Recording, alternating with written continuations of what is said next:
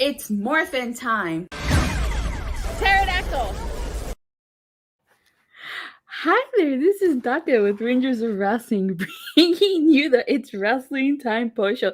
Tonight, Michael Chow from Michael Chow TV, the host that runs the West Coast, and I will be discussing Rampage and Smackdown, as well as yesterday's WWE releases, and we'll also be giving our Survivor Series predictions. So let's get started with everyone's favorite show of the evening, AEW Rampage. All right, so tonight's AEW Rampage kicked off with Darby Allin versus Billy Gunn. I thought this was a decent match. Darby with that coffin drop, though. Every time he hit the coffin drop twice, and it actually three times. The first time it wasn't even a one count. The next two times, and then he ended up winning the match. And of course, a brawl breaks out at the end. Your thoughts on this, Michael Chow? I thought it was okay for Rampage, and I got a question for you, Datila. Does Sure. AEW do drug testing? I don't think so. Not that I know of. If that's the case, then I guess you might want to start drug testing Billy Gunn, because I don't know how a guy that age looks that ripped. And Taz made this little comment saying that Billy Gunn on his free time is a bodybuilder. So I guess that explains that. That was a small joke. I don't want anyone to say I'm dogging Billy Gunn. But this match was okay. I got a little bit of a nitpick. I kind of didn't like the fact that Billy Gunn kicked out of the coffin drop and kicked out of it on the one count. Like, if he did that at the beginning of the match, it would make sense because Billy Gunn is kind of fresh. But he did it towards the end of the match. And did you say he did 3 of them? Well, actually, no. What happened was Darby Allin did one coffin drop, which Billy Gunn kicked out of. Then Then Darby Allin had to do 2 more coffin drops. Oh, goodness. So, I mean, they did it towards the end of the match, kicking out at one. Has anyone ever kicked out of the coffin drop before? I think that's the first time? I think so. I don't remember. I have to go through all my notes. Yeah, so to say that let's just say what I'm saying is true, all right? That's the first time the coffin drop's ever been kicked out of. It's the first time getting kicked out by Billy Gunn at a 1 count at the end of the match. So that's just me being a little nitpick.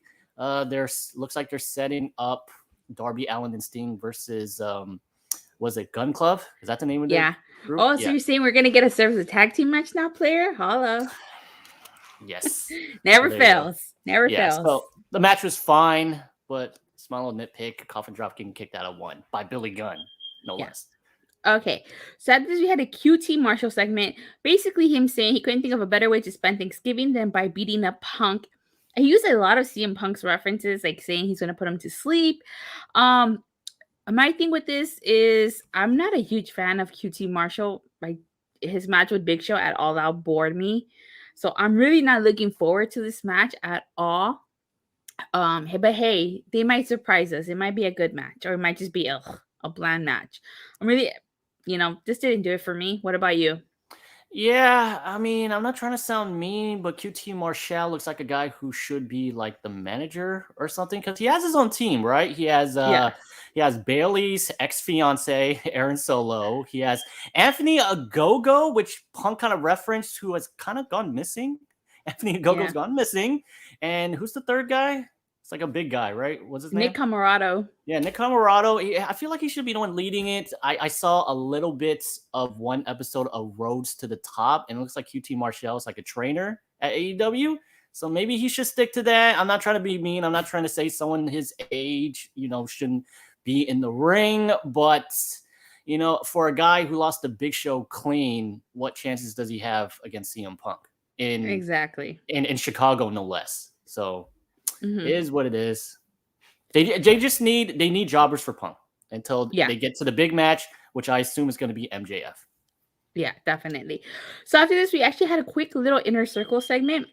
It was just basically saying that the Inner Circle stays together. It's the usual Inner Circle segment.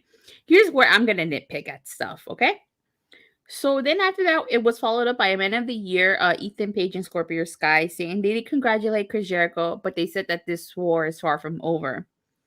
And they asked if the pinning Dan Lambert was something they need to be proud of. is that this isn't the last time we've seen um the American Top Team. So my nitpick with this is that they had a Minneapolis street fight that should have ended the feud. And AEW, and I'm not bashing AEW here, I bash WWE too. Okay, so anybody watching, don't throw stones at me. Don't start dissing me and stuff, as in calling me an AEW stan or drone, whatever. Because I criticize the hell out of WWE too.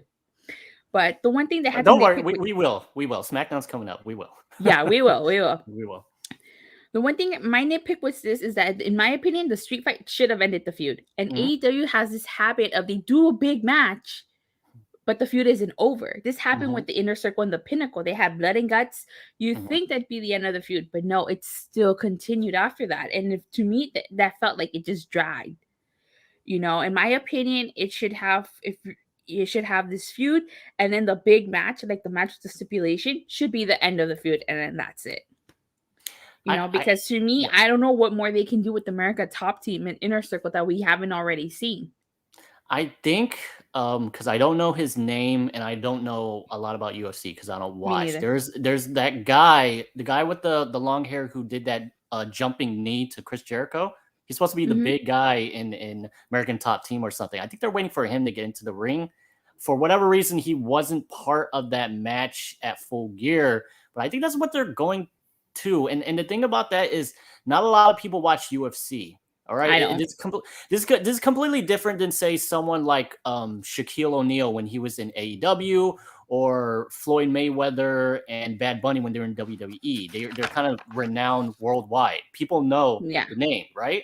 Not a lot of people know about UFC, and the people who do know about UFC don't know those names. And this is me not knocking UFC, but they're really trying to push the whole, hey, check it out, UFC is now in a wrestling, ring.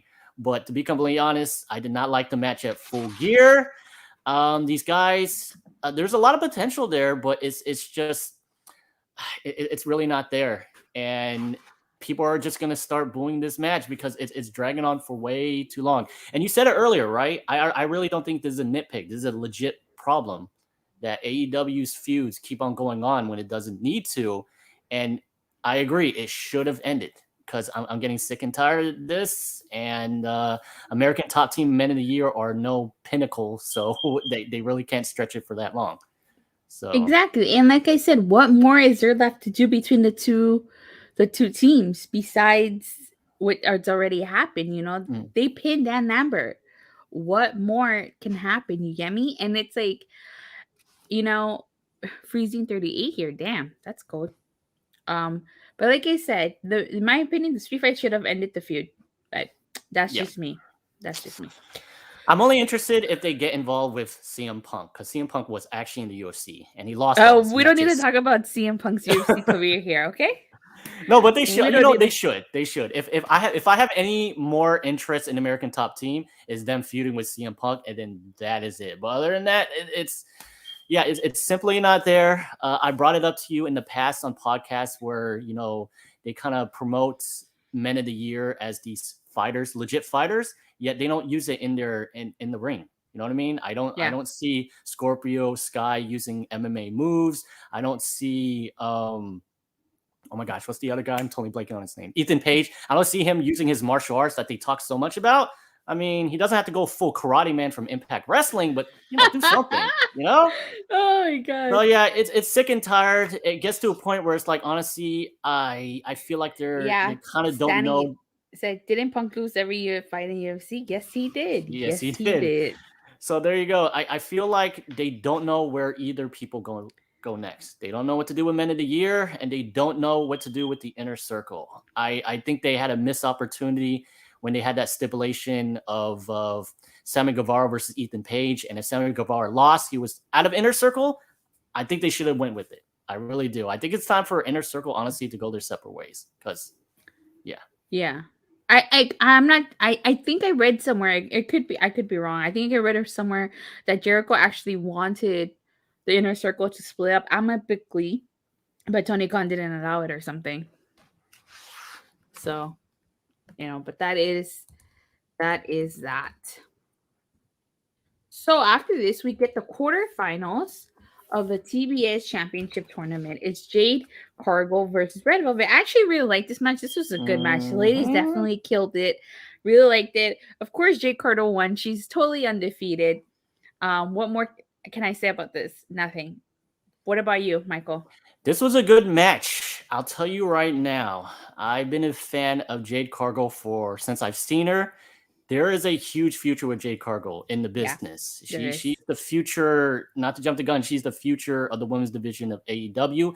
She is. Jade Cargo is everything that Vince McMahon is looking for. All right. She is attractive. Definitely. She has a physique that was like, my goodness. And she's super strong. And she proves that in the ring. She like ragdogged Red Velvet all over the ring. You know? Yeah. I was literally about to jump off my couch. There was a moment in the match where I think Red Velvet rolled up Jade Cargo, and that ref was so close to putting down that 3 count. I was like, oh no, they're not gonna do that, you know, because Jade Cargo is undefeated in AEW. I'm like, why would you have her lose for the first time to Red Velvet in like the quarterfinals of a tournament? You know what I mean? Yeah.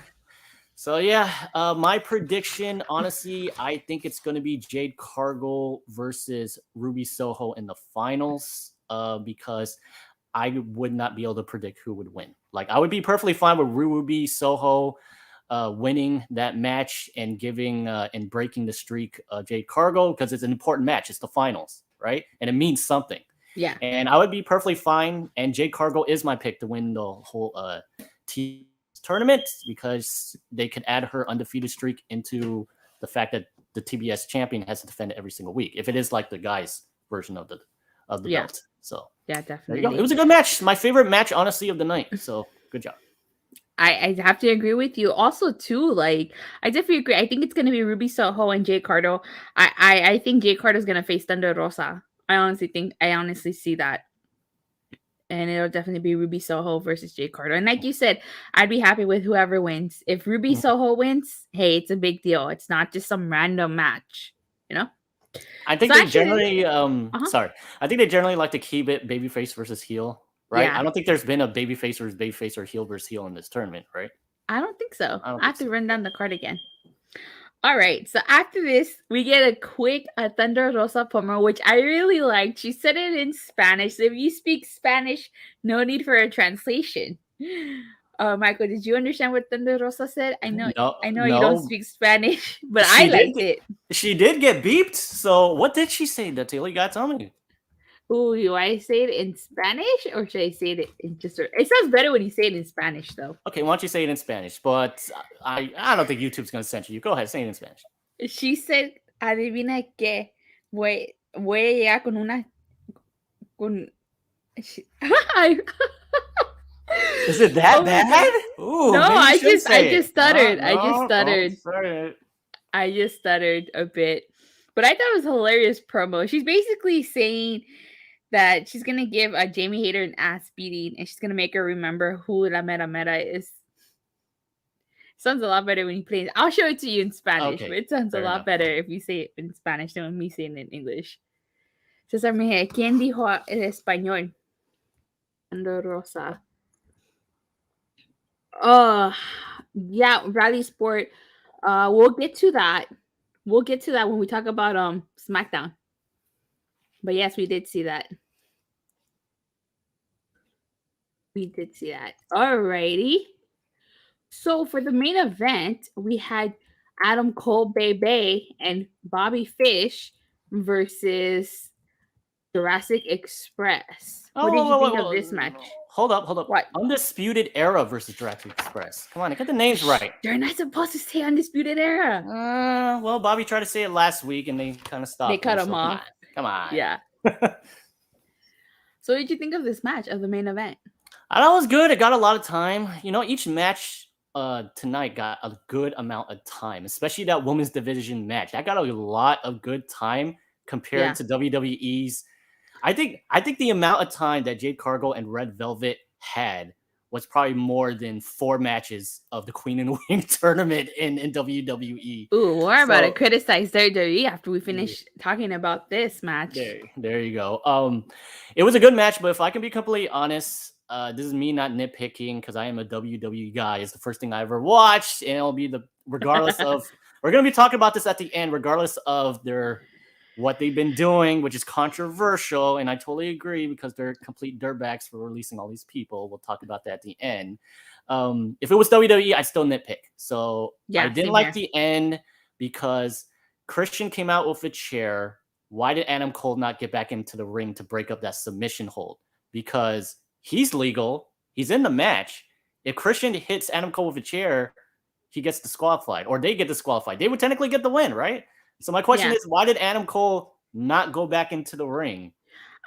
That is true. They were already even. They were already maybe to put the odds in their favor because it was a Bucks, Cage, Luchasaurus, and Cole. So maybe he wanted a 3-on-2. Yeah, and but they didn't even the match. They didn't even show Christian with the chair in front of the ring, kind of like guarding the ring or trying to stop Adam Cole from getting in the ring. So we only assume that's the reason why Adam Cole didn't get into the ring. But I don't know. Maybe that might come into play next week. Maybe Bobby Fish will be like, hey, how come you didn't come in there help me? Now I want a match against you, Adam Cole. So I don't know. We'll see. So what would you rate tonight's Rampage? I gotta be completely honest. A couple of weeks ago when I was on your show, I gave one episode of Rampage a 4 out of 5. I just felt like something was missing tonight. It wasn't as big as that one time a couple of weeks ago when I gave it a 4 out of 5. I'm gonna give this one a 3 out of 5. You know, it's still good. It's still average. It was still a good show. There was minimal stuff I would complain about. Once again, I kind of didn't like the end of that main event because, once again, Adam Cole not getting into the ring to break up that submission hold kind of doesn't make sense. Yeah. And I kind of didn't like Billy Gunn kicking out of the coffin drop at 1. So there's some stuff to complain about, but I give it a 3 out of 5.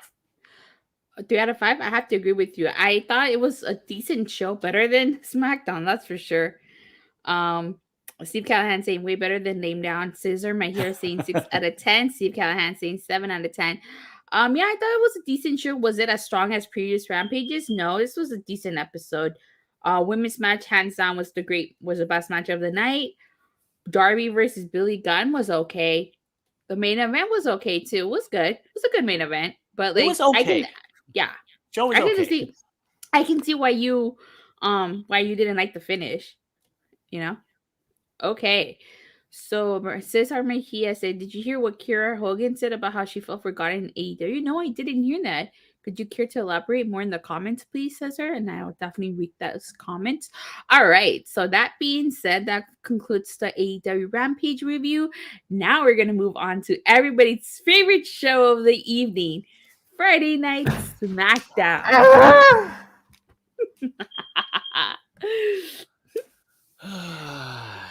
Really Wast Sports says, not sure if you saw AEW, the Butcher was injured on Dynamite. He got torn the biceps he just came back too. What a shame. Oh yeah, that is a shame. I didn't know that. Steve Callahan saying boo.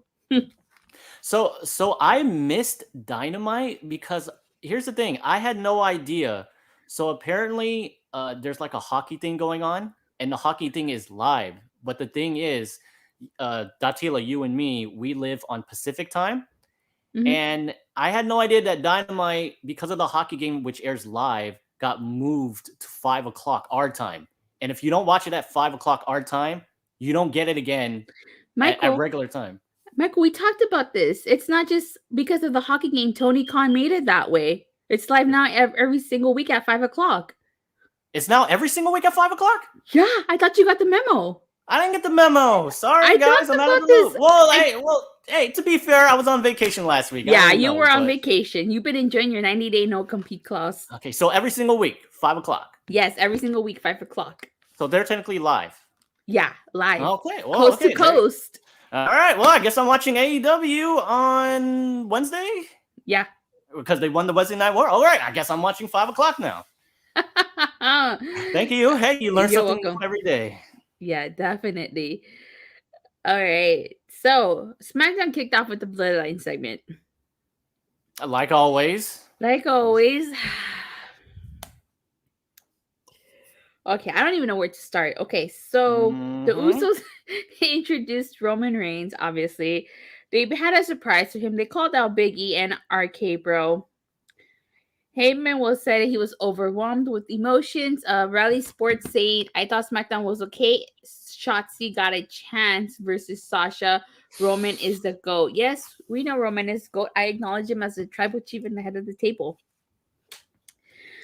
So basically, this whole segment was the Usos and Reigns antagonizing Woods about his King of the Ring stuff. They broke the chair, they broke everything. They are And so they asked strong, Woods, by the way. yeah. So They strong. asked Woods if he cared.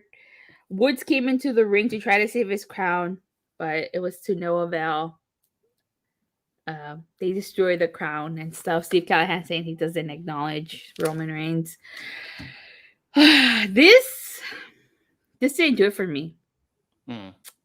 This did not do it for me. What about you, Michael?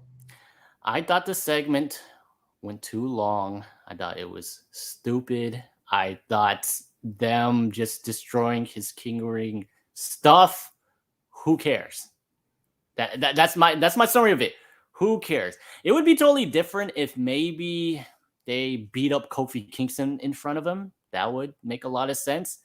But I mean, who cares? He's still. I assume he's still King of the Ring, right? I mean, is it okay? So is it me? Wait, Xavier Woods, before they start destroying his stuff, he made this whole spiel about how a king is someone who like he doesn't need all of this stuff, right? Yeah. All this cliche, right? Yeah. And then he started destroying his stuff. To his credit,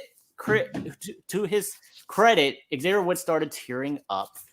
Good to him, right? But it was just kind of stupid. I mean, it really is. Steve Callahan saying SmackDown been lacking. Yeah, it's been going really downhill. I don't know what the change is. I mean, it seems like the same people are still running the show, so I don't understand. I'm a little bit confused. Roman's back on the show, so there is no excuse. This did not air on FS1. The show is lacking. It's not airing on FS1. Roman's actually on the show, so there should be no excuse why this show is so bad. However, Datila, this is the go-home show, and it's a tradition. The go-home shows always suck. So there you go. Yeah. Everyone, there's a pay-per-view this Sunday if you didn't know, because I totally forgot.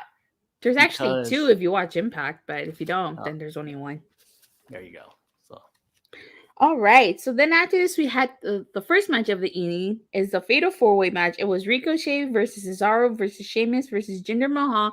The winner took Sami Zayn's spot on this very serious team. I have to say a couple of spots that I did like, though, was when Ricochet launched himself over the top rope. I like that spot. Mm-hmm. I also like Cesaro swinging Mahal. I think he swung him 20 times or less than 20 times. But yet, Mahal still managed to get out of that. Sheamus doing the bar gesture while attacking Cesaro, going the bar. And, of course, Sheamus ended up winning this with the help of new SmackDown roster member Ridge Holland. Thoughts on this segment? This match, to summarize, Ricochet is so good. Jinder Mahal needs a lot of work. It was okay. I would rather them save it until Sunday to actually tell us who the final member was. But if it's going to be Sheamus, yeah, just do it right now.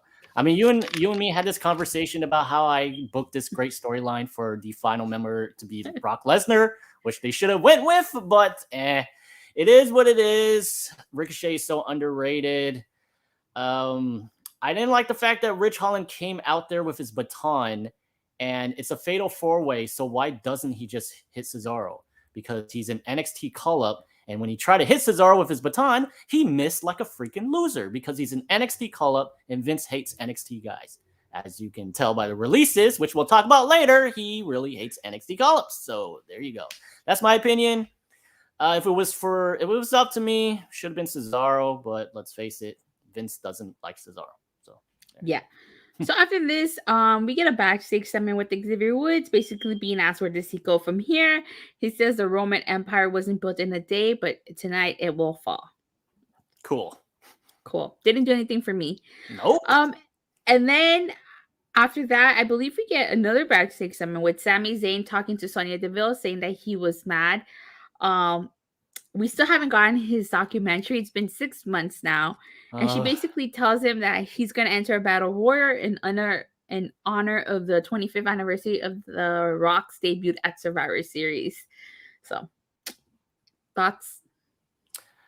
I think this segment actually went a little bit later in the show because something happens with Sonya Deville and a referee. Oh, and yeah. That match hasn't happened yet. No, but we'll talk about this. And Does then it when even matter at this point? I don't think so because it's stupid. The thing we're not talking about Sonya Deville and a referee and something that will happen later is stupid in general. The documentary I totally forgot about because I thought he did do it, right? He showed it to that YouTube guy that everyone hates, right? Yeah. Did he show it? Or he showed like a trailer or something? Gosh, who cares? They're recycling old storylines. No one cares.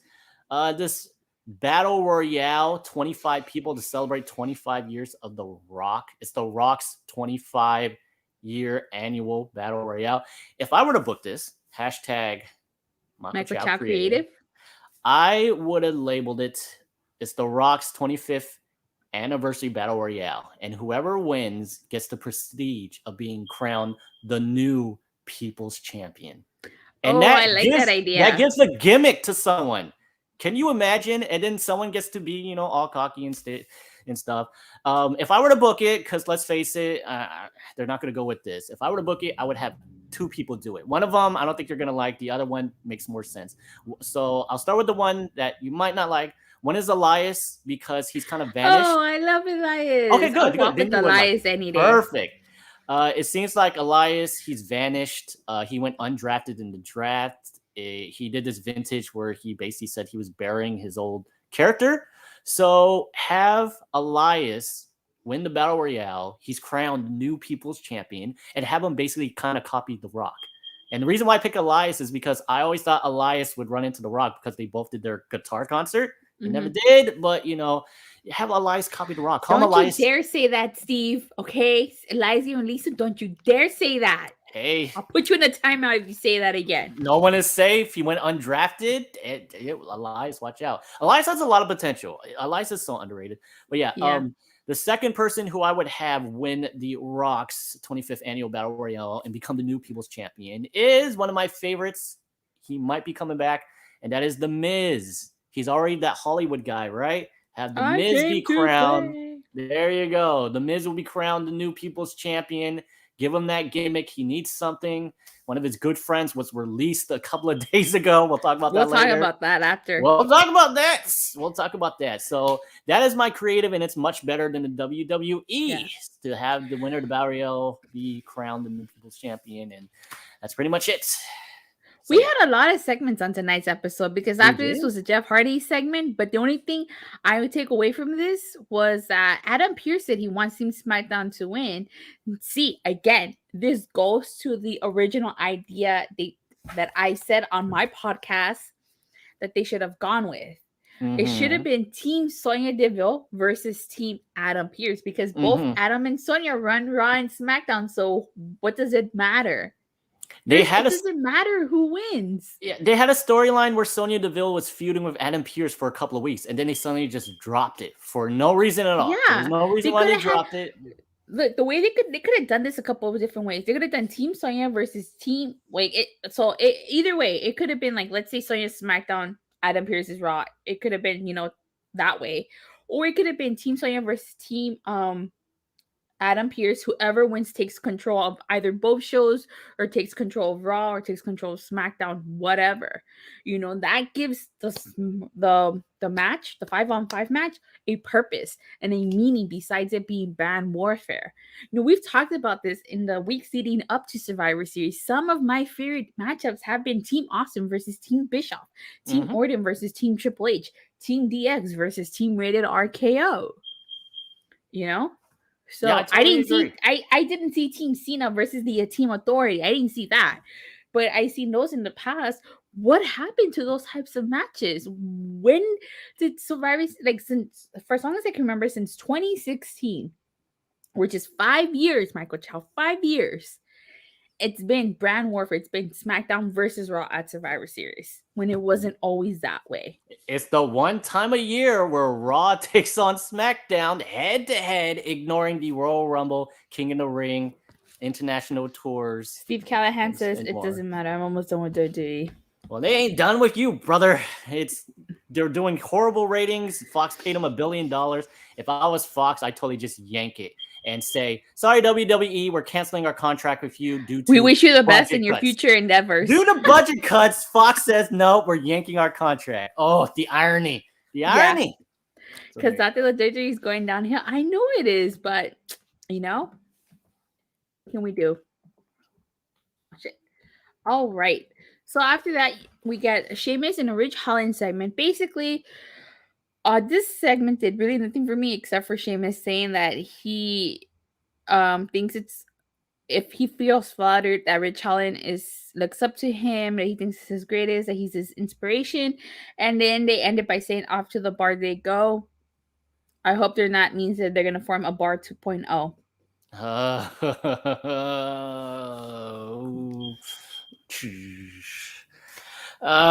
Yeah, I didn't like this segment either. I mean, who cares? I mean, I thought it was going somewhere. I did like the fact that Sheamus says that Ridge Holland looks up to him, and I thought they could go in a little bit of a storyline where Sheamus tries to make other people look up to him, and when they don't, he just beats the hell out of them. You know what I mean?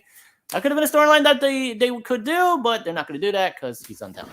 WWE is untalented, so yeah. Yeah. So the next 3 matches are actually pretty short matches, so we probably don't have a lot to discuss. Sure. So the first match is Aliyah and Naomi versus Nattie and Shayna. Baszler, quick, pointless match. Didn't do it for me. The ref did a fast count. To go back to that Sami Zayn segment, the ref did approach Sonya Deville asking if she did a good job, but Sonya played it off and said she doesn't associate with crooked referees. So, thoughts? My thoughts is Datila. Sonya Deville is the authority figure on SmackDown and Raw. Survivor Series makes no sense, but other than that, this is not the first time she screwed Naomi over. She's the authority figure, and she screwed over Naomi multiple times on camera, and she's gotten cut, okay? Why is this week any different? She goes, hey, you crooked referee from NXT? I don't know what you're talking about, right? Is that ref really from NXT? Yeah, she is. But other than that, it's stupid explanations for stuff that she's doing, and we've already gotten a Sonya Deville versus Naomi match, which she won, by the way. Who cares? So what's the end? So what's the end point to this feud? Naomi joining the Bloodline and becoming the queen of the Bloodline? I hope so. Vince has this stupid idea, and he's done it in the past, that if you do the feud for so long and you hate it for so long, that once you finally have the end game match and once the babyface finally wins, fans will love it. Fans love it. Not because the right person won, it's because the freaking gimmick and feud is over. That's why. Yeah. Vince is an idiot. He's so old school. This doesn't work anymore. People are going to cheer that this freaking feud is over. And I've said it on past episodes I've been on, Datila.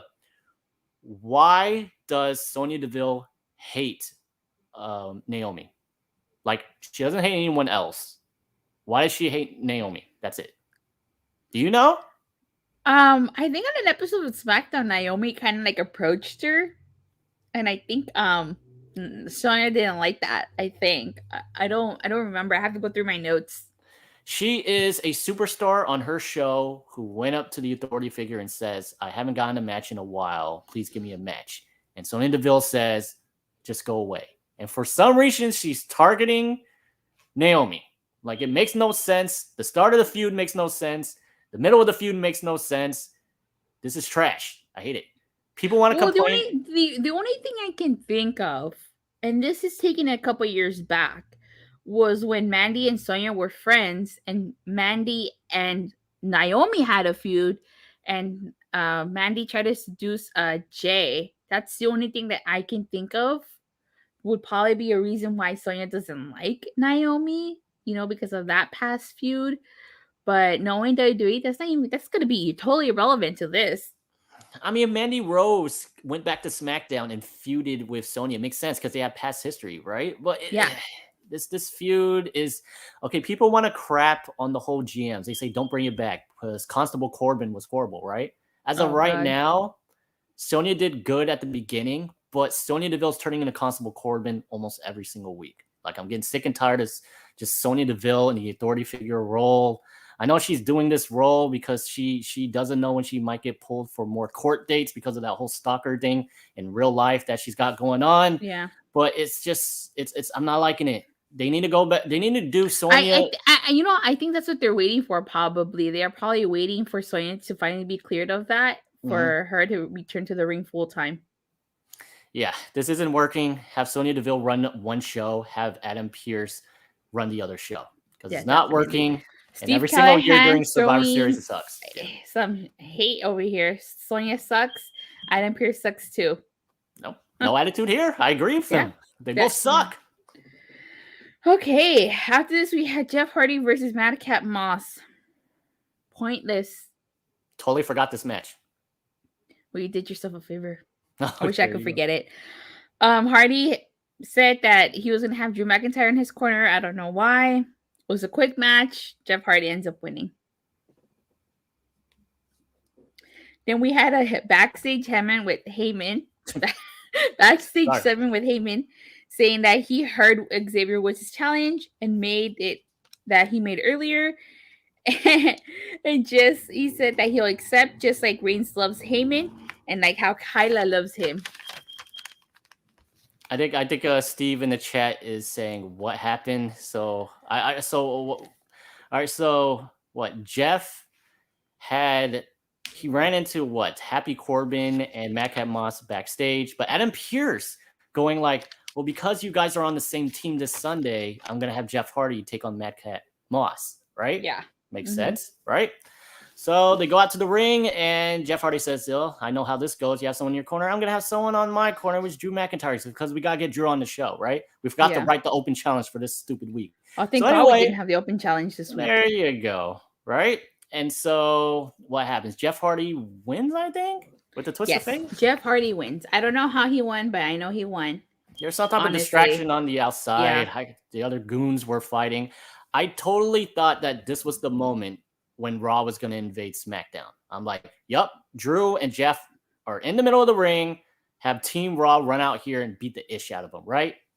That didn't happen. No, we're going to talk about the end of the show, but this is the worst booked Survivor Series ever. We only got an invasion from the Usos and one other person, I'm not going to spoil it, who invaded at the end of the show, if you call it even an invasion. But this is the worst Raw versus SmackDown Build a Survivor Series I've ever seen. Like, seriously, this is one of the worst Survivor Series in the Raw versus SmackDown era ever. They totally needed NXT this year, but yeah. Anywho, the final short match of the evening. I say final short. It was Nakamura versus Angel Garza. Angel tried to distract Nakamura by throwing his pants at him. Of course, Carrillo tried to get involved, but Boo stopped him. Winner was Nakamura. Short match. Who cares? I know. I don't. So then things picked up a little bit after this with Sasha Banks versus Shotzi. Before their match, they had a quick backstage promo. What did you think of that promo? I think that two people who hate each other, why would they be in the same place?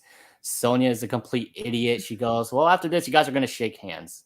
This is stupid. Someone who can't even get along with Naomi is telling these two people who hate each other to shake hands afterwards. And she's shocked when Sasha does what she does at the end of the match. To her credit, she did shake her hand, but she did what she did.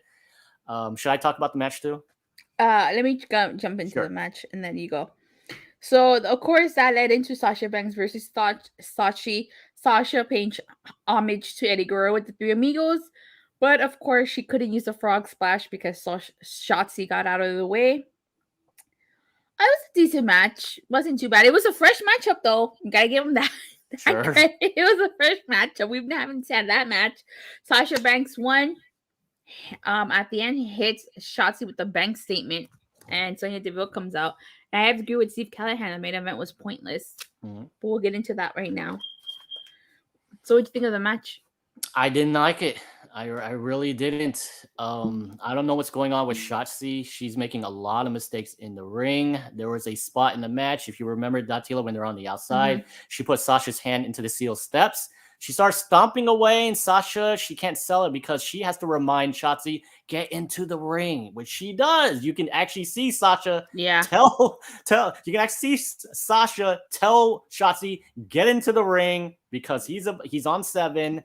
I mean, I'm a little bit confused. Datila, you don't watch NXT anymore, but Shotzi, she did not make all of these mistakes when she was in NXT. I don't know what's going on. I don't know if things are different on the main roster as far as in the ring. I don't know if she's nervous. This was a match I think should have been saved for a pay-per-view because the thing is, neither women can lose this match. You have Shotzi, who kind of just got repackaged by Vince. You have Sasha, who's the captain of SmackDown, Team SmackDown, so she can't lose. And you have Shotzi, who did lose by the most horrible way to lose a match, which is tapping out. And she's an NXT call-up, a recent NXT call-up. And we all know Vince doesn't like NXT superstars, so that's why she lost. So Shotzi, she seriously needs to get it together. There's way too many mistakes and botches involving her. And a couple of weeks ago, Charlotte could barely carry her through a match. And this week, Sasha could barely carry her through a match. Something's not working out with Shotzi here, which really sucks because I like her gimmick before Vince repackaged her. I thought it was unique. I thought the tank, I was very surprised the tank could be geared toward kids. I'm very surprised Vince took the tank away. So Shotzi, she's in a lot of trouble. She's going into jobber land now because she's making way too many mistakes, and it's just a matter of time before someone goes, Vince, she's not our girl. Yeah. So after this, we were supposed to have our main event, King Woods versus Roman Reigns. Of course, King Woods came out to the ring, cut a promo as Roman was making his way to the ring. The Usos were thrown out, and guess by who? Who? Whoa! Wait! Before you say who, can I make a wild guess? Which is not a wild guess because I saw the show, right? Yeah. Let me guess. The Usos mysteriously got beaten up by RK Bro, the people who they're actually feuding with at Survivor Series, right? Okay, so let me get to wait. Hear me out here. I'm not an idiot here. I think I know some stuff. I used to work for WWE. So I know. The Usos mysteriously get beaten up. We can't see who it is, right? They get thrown out to the stage by RK Bro, right? Roman's like, who could it be? When he sees that's RK Bro, because we need an invasion. They've done an invasion every single year, except for this year because they suck. That's when Roman turns around, and that's when Big E gets him. Awesome. Yeah. The invasion happens. They do that brawl they do every single year where Raw comes down, SmackDown comes down. Who cares? 205 Live comes down just for the sake of it, and they all brawl to end the show. Is that what happened? Tell me that's what happened. No. And I will gladly give this episode a 3 out of 5 if you tell me that's what happened. No. That's not what happened? Ooh. Steve Callahan saying so Shotzi and Sasha was basically the main event. Yeah, pretty much. I was very confused because there was a segment where Roman says, is it time, wise man? And he says, I'll handle this by myself. I thought they were going to have a match because Woods challenged them to a match. And I thought that's where they were going. And it ended up not happening. And then Roman, who said he didn't need the Usos to come out, in the end did need the Usos to come out. So this was very, very confusing stuff. Very sloppy work. And RK Bro really saved this segment. So first of all, I have to say, this segment, it's about where has Big E been the last couple of weeks after Roman Reigns and the Bloodline have basically dismantled the New Day. Look what they took out Kofi Kingston. They left Woods by himself. Where the hell has Big E been? And all of a sudden on the Go Home Show 2 Survivor Series, now you want to show up and help your buddy? Where the hell were you the last couple of weeks? He's on Raw, and you do know before Survivor Series, Raw is not allowed to invade the other show, right? And SmackDown is not allowed. I know, but I thought we were supposed to be building 2 Survivor Series. No, I don't think so. Remember, it's the quarterly brand-to-brand invitational. It's every quarter, and I think Steve Callahan give it a 4 out of 10. That's too generous, Steve. Yeah, I'm sorry. That is way too generous. I'm sorry. Tonight sucked. Yeah, tonight really sucked. So I have a lot of stuff to say. So, like, again, this, like you said, worst built 2 Survivor Series of all time.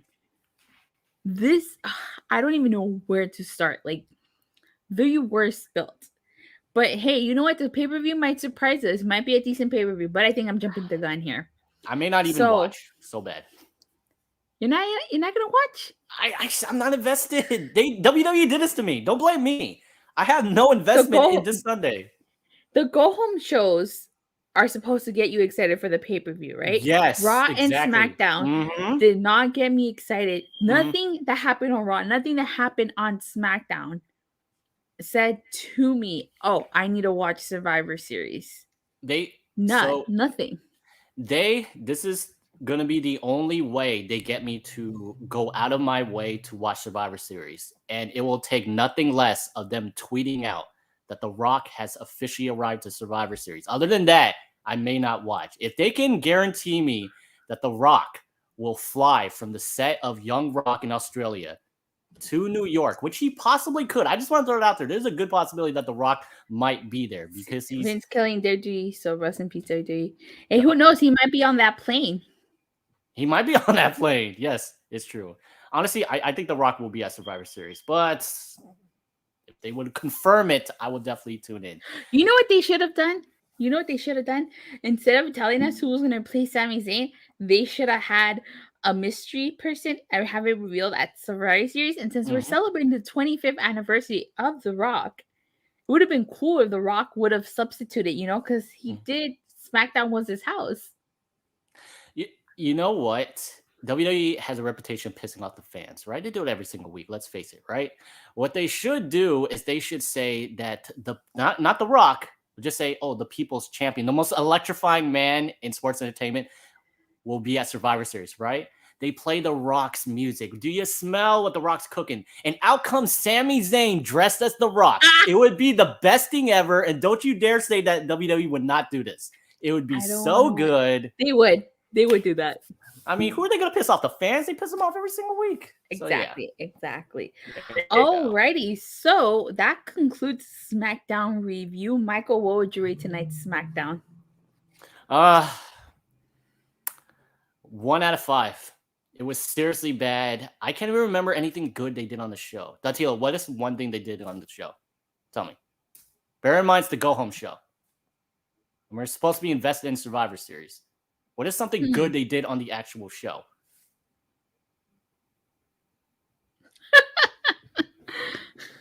I mean, they reminded me that Burger King has these fantastic burgers during their commercial break. Thank you. I don't know why we get Sonic commercials. There's none on the West Coast. At least not where I'm at. Yeah. So there you go. 1 out of 5. Datila, what do you give it? 1 out of 5. I have to agree with you. 1 out of 5. One of the worst built. They really needed to this here. With being and rebrand. Definitely. For me, I have to say, like, tonight was about Survivor Series, and it just didn't do it for me. It really didn't. And there is nothing more I can say about that. The show neither Raw nor SmackDown got me excited for Survivor Series. And it's sad to say, because I'm not excited for Survivor Series. Am I still going to watch? Yes, I'm still going to watch Survivor Series. Oh, give me 1 second. I guess we lost Michael. I don't know if that's my end or his end. Good review. Thanks, Steve. All right. So now we're going to talk about the Survivor Series predictions. Speaking of Survivor Series. And then let me take this off. All right. So let me pull up the card for Survivor Series. Oh, it's Michael.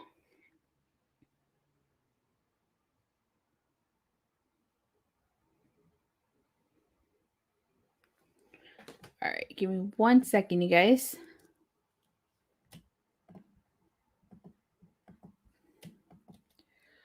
All right, let me see. Steve Callahan. I will do my predictions tomorrow. Okay. All right, let me pull up the card here. Let's see.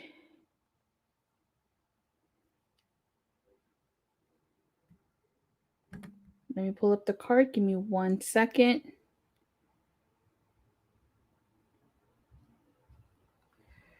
All right. I think actually I shouldn't really know you spelled predictions wrong. Yes, I did. Thanks for letting me see that. Thanks for letting me know, Steve. Predictions. There.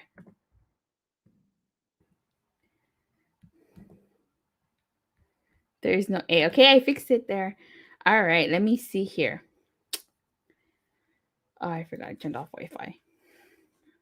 All right. Welcome back, Michael. We lost you there for a second. Hello. Sorry, everyone. Where I live, it is not good cell reception here. So my apologies. Okay. Due to budget cuts, my internet, due to budget cuts, Michael Chow had to release his internet, his service provider. All right, so let's get into these predictions. So, Universal Champion Roman Reigns versus WWE Champion Big E. I got Roman, unless there's a DQ. You? I have Roman winning, and this is the only way that Big E can win that actually makes sense. Is that The Rock has to come down and interfere. That's it. That's the only way that actually makes sense to set up their big match at WrestleMania. And that's the only thing that I'll accept, if I can be completely honest. Yeah. All right. So next we got SmackDown Women's Champion Charlotte Flair versus Raw Women's Champion Becky Lynch. Who do you got? I think that WWE is going to do one of their old classic swerve things. I think it's going to be a draw. It's going to come down to a DQ. I don't think they want either person to win. I thought it was kind of weird that if there is legit heat between these two in real life. I thought it was weird that they brought it into light. They even said, every news outlet is covering this, to a fact that I'm thinking maybe this might be a work. I think they're working all of us. Becky Lynch and Charlotte might be best friends, and they're just playing all of us. But for me, I think this match is going to end in DQ. Oh, God, don't give them ideas. No, you know what's going to happen. Let's face it. Neither one can afford to lose. So I think, seriously, this is going to end in DQ. I mean, there was a great match between Charlotte and Ronda Rousey, which ended in DQ. It didn't seem like they cared. So, yeah, I'm going to say DQ finish. I have to agree with you. DQ finish.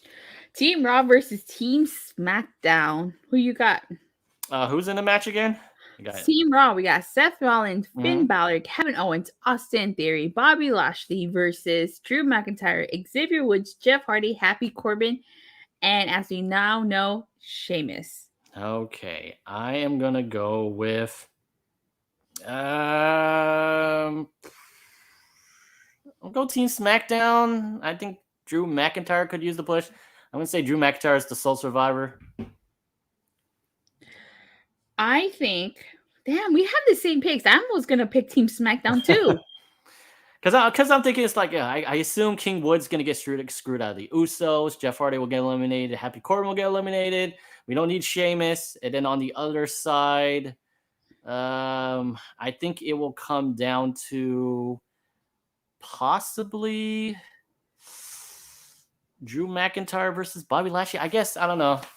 It could go either way. It's a weird team where people don't like each other on both teams. Like you have Seth Rollins and Kevin Owens. Are you wearing a Rock shirt? Well, yeah, 25 years. Come on. I mean, they got a battle royale going on. I gotta wear the shirt. So, dang. Okay, I wish you had told me. I would have worn a wrestling shirt too. Okay. Steve Callahan says, but more cuts are coming. It will happen. Yeah, definitely will. We're going to talk about that later. Yeah, we're going to talk about that right after this. So Team Raw, the women. Team Raw from the women's versus Team SmackDown of the women's. For this one, I got to go with the Team Raw. Yeah, since Naomi is... Wait, no. Okay, so I was going to be like, Naomi comes out and screws over Sonya Deville. But the thing is, Sonya Deville runs both Raw and SmackDown. So how do you really screw over Sonya Deville when she runs both shows? Well, Shayna Baszler is on Team SmackDown. So the only way to screw Team SmackDown would be to take out Shayna Baszler. Yeah. I know that there are certain years where, honestly, they kind of do the reverse. So since I said that Team Team SmackDown was winning for the men, I'm going to go Team Raw wins for the women. All right. So next we got Intercontinental Champion Shinsuke Nakamura versus United States Champion Damien Priest. I gotta give it to Damien Priest. It saddens me to say, but yeah, Damian Priest is gonna win. I like Damian Priest, and this is me not being petty, but Vince McMahon does not like Japanese WWE superstars. So there you go. I don't see Shinsuke Nakamura winning. Shinsuke Nakamura is not a winner in Vince McMahon's eyes, so that's sad, but it's the truth. So Damian Priest. And then last but certainly not least, we got the SmackDown champions, the Usos, versus the Raw Tag Team champions, rated Arcade Bro. Arcade Bro. I have to give this to the Usos. You know, we haven't disagreed on any of the matches yet, so I'm gonna go with Arcade Bro, just for this match. So you and I will have something to conflict about. But honestly, I think you're right, because I can't believe AJ Styles is not a part of this pay-per-view. I can imagine AJ Styles and almost coming out here and screwing them over. Yeah, definitely. All right, so that concludes the predictions. Now for our last topic of the evening. Oh, wait. What? Who do you think is going to win the Rock's anniversary, 25th anniversary battle royale to become the new People's Champion? I don't know. Sami Zayn. I hope it's Sami Zayn, just for the sake of it. Yeah. Same. There you go. Nice name, by the way. Oh, thank you. I thought you got released in the last round of budget cuts. Oh yeah, so that's funny, right? Before we went on the air, I had told you, because I didn't appear on your show last week, right? So I appeared on it a couple of weeks ago when they did the last releases. And my name on your show was WWE Releases Michael Chow TV, right? I was not on your show last week because I was on vacation out of town. And I come back on the show. And the thing is, when you come back on your show, it saves the profile name that you used last time. Yeah. So I just left it as it is, because we're going to talk about this topic that WWE released people, and they released them again. Yeah. So all right. So as we found out, WWE released John Morrison, Top Dollar, Ashanti Adonis, Isaiah Swerve Scott, not Swerve. That pierced my heart. Ooh. All of Hit Row, Tegan Knox, Drake Maverick, Shane Thorne, and Jackson Riker. Where do we start with this? Okay, let's go in order. John Morrison. John Morrison does not surprise me. His release does not surprise me at all. And I'll tell you why. WWE has a habit of punishing spouses. Taya Valkyrie was released. And who is Taya Valkyrie's husband? John Morrison. Therefore, he had to go. You know, Top Dollar, Ashanti, what do you say it? Ashanti, Adonis. Yep. Adonis, and Isaiah Swerve Scott, Tegan, and do not surprise me either, because Top Dollar threw that shade at the Young Bucks, punished Hit Row. They got rid of B-Fab, you know, so not surprised there. Tegan Knox kind of was surprising, because they didn't do anything with her. They split her up from Shotzi and what? Drake Maverick, he got released last year, got rehired, and now got re-released. Shane Thorne, I don't know what to say about Shane Thorne. Jackson Riker, I'm surprised. Now he can join the rest of the Forgotten Sons. They're forgotten. Officially forgotten. Yeah. So your thoughts and opinions and comments on the WWE releases? I just want to say, so, Datila, if I could amuse you, I actually have the list of all 80 people who were released in 1 year. Can I very quickly go over it real fast? Go ahead. Take another sip of water, because it's going to be a while. Here we go. All right, chat room, get ready. Here we go. So in the year of 2021, in order, WWE has released Lars Sullivan, Steve Cutler, Andrade, Samoa Joe, Peyton Royce, Bo Dallas, Mickey James, Billy Kay, Kelsey Green, Kalisto, Wesley Blake, Tucker, Velveteen Dream, Jessamine Duke, Vanessa Bourne, Skylar Storia, Ezra Judge, Alexander Wolf, Katita Devi, referees Drake Wirtz, Jake Clemens, commentator Tom Phillips, Braun Strowman, Aleister Black, Lana, Ruby Riott, Buddy Murphy, Santana Garrett, Tino Sabatelli, Killian Dane, the Bollywood Boys, Marina Shafir, Arturo Ruas, Kurt Stallion, Fandango, Tyler Breeze, Ever Rise, Tony Nese, Arira Davari, Austin Gray, Bray Wyatt, Ric Flair, Bronson Reed, Bobby Fish, Leon Russ, Tyler Russ, Jake Atlas, Mercedes Martinez, Asher Hale, John Gunzier, Zachariah Smith, Kona Reeves, Ari Sterling, referee Steven Smith, Desmond Troy, Keith Lee, Mia Yim, Nia Jax, Eva Marie, Karrion Kross, Scarlett Bordeaux, Grand Metalik, Lindsay Dorado, B-Fab, Harry Smith, Oni Lorcan, Frankie Monet, Amber Moonback, Jessica, Zeta Ramir, Katrina Cortez, John Morrison, Tegan Knox, Top Dollar, Isaiah Swerve, Scott, Ashani De Adonis, Drake Maverick, Shane Thorne, Jackson Riker. Wow, catch your breath. Catch your breath. Wow, that's a lot of people. 81 people you said that they released around this year? 80 people. A couple of them were referees, but roughly around maybe 75 actual superstars.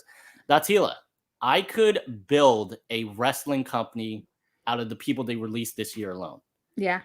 And my thoughts on this is that a $1 billion company that 2 weeks ago had their quarterly earnings financial reports reported that they had made $250 million this year. And I talked about it last time I was on your show that Stephanie McMahon, that stupid goof, opened her side of the meeting by telling a very stupid joke by saying, I'm afraid we have some bad news. The Miz has been eliminated from Dancing with the Stars. 10 hours later, they released 18 superstars. She thinks it's a joke. It is not a joke. And I don't understand how, once again, a company that is the richest, the biggest WWE wrestling promotion all around, it's bigger than AEW. It is. Come on. AEW's only been around for 2 years. They'll get there someday. But will they ever beat WWE? No. They got their foot into too many things. All right? And there's no reason why this $1 billion company cannot just go, Datila, can I use you as an example? Sure. So I'm going to say Datila. You're going to be a WWE superstar because I think Datila is a great WWE name. Okay? Now, this is how I think they should do it. Okay? So, Datila, you're you, and I am some goon that Vince McMahon is doing his dirty work. Okay? A corporate yes man? Okay. So, Datila, I had throat surgery, so that's why me, John Laurinaitis, sounds like a regular person. Me, father-in-law of Daniel Bryan. I just want to say that I apologize. I think you're doing great. However, we just can't think of anything for you to do. And we believe that at the end of your contract in 1 year, that we are choosing not to renew your contract. Okay? We're going to pay you for the rest until your contract is out. Just so you know, we're going to primarily use you to put over other superstars. However, if you can find work anywhere else, New Japan, Ring of Honor, not right now because they released everyone. AEW, we're going to release you from your contract immediately if you'd like, okay? But we are going to allow the rest of your contract to just play out.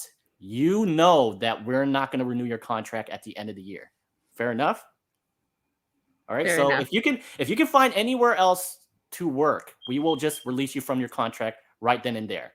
But you know, and I know that at the end of your contract, because we are a $1 billion company, we have enough money to allow your contract to expire. Okay.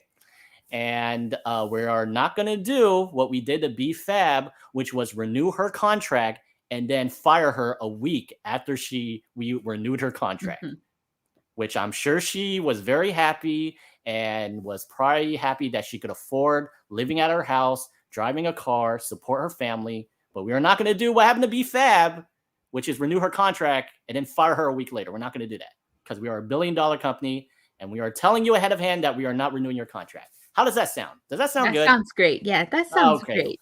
We're WWE. We're a good company. We make a lot of money, and that's how we're going to conduct stuff. All right? So that's what we're going to do. But Datila, is that what they did? No. I feel so bad for B-Fab. They renewed her contract, and they fired her a week afterwards. They are some of the most... As a company, WWE is incredibly successful. They're a $1 billion company, and they made $250 million this year. Morally, they are all pieces of shit. Every single one of them. All of them. Morally, they are a big piece of shit. And that And is yet not a way to here we conduct are yourself. sitting down talking Exactly. about them. Exactly. And by the way, it's quite sad. Did you see that video of Xavier Woods? No. There's a video circling around that. So the day that they released all those people, Xavier Woods, he's on another show called G4. It's a video game Well, show. he's the host of that channel, isn't he? He's one of the hosts. Yes, he's one of the hosts, and they had a live show on the air, and there's a video circling that he's looking at his phone, and he actually walks off the set. We all assume he saw the fact that a whole bunch of his friends got released, and he walked off the show, and it sucks. It really does. This guy had to see his friends lose his job, and it was too much for him, and he had to walk off the stage of a live show. And this is the company. This is the company that when they cue the theme song "No Chance," people pop their tits off. They go, "Yay, Vince! Yay! We love you, Vince." I bet you Vince. Boo this man. Can I just say, if you hate WWE, boo Vince when he comes out. I don't understand it. I don't understand. I bet you Vince McMahon had a YouTube channel or podcast, he'd get 1 million subscribers in the span of a week.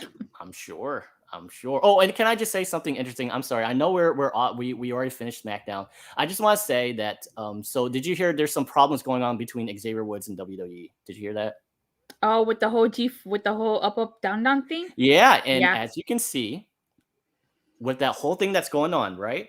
Petty WWE on the first SmackDown after that's happened decided to just beat the heck out of Xavier Woods, destroy his crown, destroy his scepter, destroy his chair, because this guy won't renew his contract for Up, Up, Down, Down, because he believes that a YouTube channel, which he built from the ground up to over 1 million subscribers, he believes he should get paid more money. But WWE, being petty, says, nope, we are not going to give you more money. He hasn't signed a new contract with Up, Up, Down, Down, and they basically destroyed him on SmackDown. This is WWE. That doesn't surprise me at all, Michael. You know, Vince McMahon has a history of being petty, but also too, like, this is WWE because they were the ones who didn't grow up, up, down, down, because they could care less about up, up, down, down. It's not their creation or their work that they put into, so they don't care. They don't. I mean, to get back to the releases, it's. I don't understand how you can call up NXT superstars and you yourself fail at getting them over, and your solution is fire them. You know, I texted you the other day. I gave an example of Vince McMahon. He's a little child who gets a toy, and when he's bored of the toy, he throws it in the trash. You know what I mean? There's that clip that I tweeted out on Twitter, which I think you saw. You liked it, right? Of CM Punk, like 12 years ago on a shoot a segment inside Raw Ring.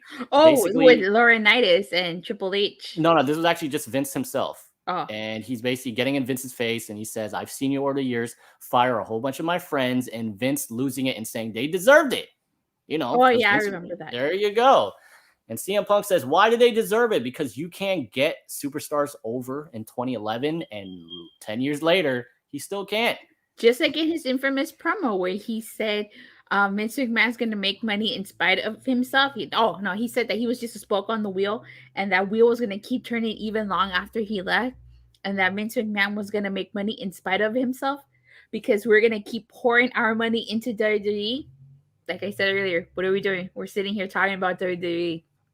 They need to make NXT part of the draft, because what they can do is have the NXT call-ups go up to the main roster. And if Vince McMahon can't get them over, trade them back to NXT. There's no reason to do this. I don't understand how you have Hit Row get drafted to SmackDown and you don't know what to do with them, and you just fire him. What was the whole reason? There's speculation going around that Vince is petty, and the reason why he did that is because he wants to be able to put the 90-day no-compete clause on them. Because for those of you who don't know, if you're in NXT, the no-compete clause is only 30 days. But if you're in the main roster, it's 90. So a lot of people are speculating that the reason why Hit Row got called up is just so Vince McMahon can throw the 90-day compete clause. In my eyes, the smartest person around is Adam Cole. He saw the writing on the wall. He's like, I'm a short guy. I'm not big. I don't trust Vince. I'm going to go to AEW. And I'm very, very certain that if Adam Cole did not go to AEW, he would have been released. Yeah. He definitely would have been released. Yeah, definitely. Hold on. See if Callan saying WWE 2K, you will have to create your own wrestler. WWE 2K will have no one. Says Vince Boo, I will get rid of the network. AEW will get my money now. We all say that, and here we are. Here we are. You know, I can honestly say I don't watch these shows unless I'm gonna be on your channel, Datila. So I put myself through torture just for you and your show. But hey, be glad that you're not doing Monday Night Raw with me. There you go. There you go. Just And Datila, we're not doing it. This was a totally different story last year. I mean, Datila, because you used to ask me if I watched AEW that week, and I used to say, "Oh, Datila, I didn't watch it because I didn't get into AEW, and because I had to choose between AEW and NXT during the Wednesday Night Wars, right?" And I choose NXT. This is back when NXT used to be good. Yeah. But this is Vince's biggest problem. I legitimately watch AEW. Like, I go out of my way to watch AEW, and then if I'm doing your show or if I'm just plain bored, I'll watch WWE. But that's something that Vince, as a company, you don't want that, right? Nope. I legitimately switched from WWE over to AEW, and they made me do that. So, yeah. Michael 101591 saying John Morrison will be in AEW soon enough. Hopefully we get Johnny Mundo again. I have to disagree with you, Michael 101591. I still am in the belief that not everybody that gets released needs to go to AEW. I don't think we're gonna get Johnny Mundo. I think we're gonna get Johnny Impact. I think he's gonna go back to Impact Wrestling, especially as Taya Valkyrie's heading over there. I definitely see them going back to Impact. But that's just me. Yeah, it could go either way. I can imagine Johnny Elite? No. Johnny Mundo? No. All Elite. I'm sorry. Johnny Elite going to AEW. Johnny Elite. Johnny Gargano? What? No. Oh, get it? Because Johnny Impact. Johnny Elite. Yeah. We need Johnny Elite. Huh. There you go. Alrighty. Well, that being said, I think that's the end of this show. We had a long show today, but we had so much to talk about. So, my gosh, you get ready to wrap up. You got anything you want to plug or promote? Yes, I want to apologize because I haven't done anything on my YouTube channel for a whole month. And I would encourage anyone, including yourself, Datila, that everyone needs a break. So honestly, if you ever take a break from your YouTube channel, take it. It's great. But there should be some new content coming soon because look what I got. No, it came. Gosh. My new MacBook has come in. I haven't opened it yet because I plan on doing a video about it. But yes, an unboxing. Yes, it's gonna make content creating a lot easier. I can't wait. I know. It's gonna make everything so easy. You gonna do any watch-alongs? You gonna torture yourself? Oh God, please don't. I am gonna do it. I'm a man of my word. I told you that I was gonna do at least one watch-along of Raw. It's gonna be the most horrible 3 hours of my life, but yeah. I believe in you, Michael. I have faith in you. I have faith. I have the utmost faith in you. Mm-hmm. All right. Michael 101591 saying SmackDown was a 1 out of 5 for me. Rampage was a 4 out of 5. Yeah, that's what Survivor Series is looking awful because of WWE failing to build it up. Yeah, definitely. Mm-hmm. This is the worst Survivor Series build ever. NXT should have been a part of it since they did the 2.0. It's trash. They didn't build until 2 weeks in, and no one invaded each other's show except for the Usos and Big E. Yeah. Who cares? Who cares? Oh, Michael 101591 says, Michael, we are praying for you when you do a watch along. Thank you so much. Us Michaels need to stick together. I'm going to need it.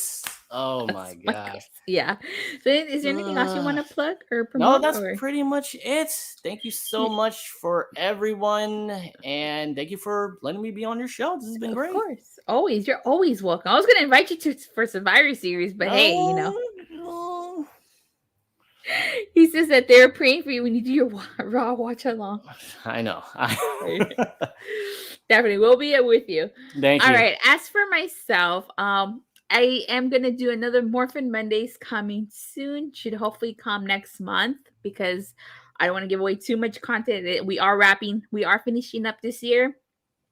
Legacy of Power should also come back next month too. I'll be talking about the Christmas episodes and Power Rangers. Again, I don't want to give out so much of my content that I have planned because the year's wrapping over and I want to have content for the new year. That being said, thank you guys all so much for watching and for the continued support of the channel. I'm currently on the road to 300 subscribers. Please help me out by liking and subscribing, and make sure you hit that bell so you get notified whenever I go live or I release a new content. And I will see you guys tomorrow for Turning Point.